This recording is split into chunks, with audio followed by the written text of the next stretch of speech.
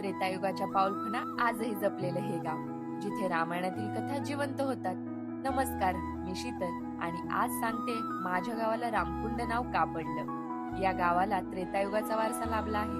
रामायणानुसार वनवासाच्या काळात प्रभू श्रीराम या भूमीवर आले होते. तहान लागल्यावर त्यांनी याच ठिकाणी बाण मारून जमिनीतून जल प्रकट केलं आणि तिथेच कुंड तयार झालं.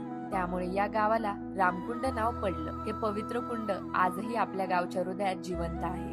त्रेतायुगातील या इतिहासाला गावकऱ्यांनी केवळ जपलंच नाही, तर श्रद्धेने जिवंत ठेवलं आहे. रामाच्या कुंडा शेजारीच आहे जागृत देवस्थान रामाई देवीचं मंदिर. रामाईची पण एक कथा आहे, सांगते बरं का. वनवासात जेव्हा प्रभू श्रीराम सीतेच्या शोधात असतात, तेव्हा माता पार्वती त्यांची परीक्षा घेण्यासाठी सीतेच्या रूपात प्रकटल्या. पण रामांनी माता पार्वतीला ओळखलं आणि म्हणाले, तू माझी आई आहेस, सीता नाही. म्हणून या देवीला रामाची आई म्हणजेच रामाई म्हणून ओळखलं जाऊ लागलं. इथे आल्यावर मनाला अपार आनंद होतो, जणू प्रभू श्रीरामांचं साक्षात दर्शन झालं.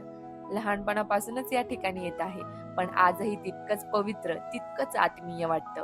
रामायणातील कथा फक्त पुस्तकात नाहीत, तर त्या या पवित्र ठिकाणी आजही जिवंत आहेत. पुढच्या प्रवासात भेटू अशाच एका पवित्र स्थळावर. जय श्रीराम, हर हर महादेव.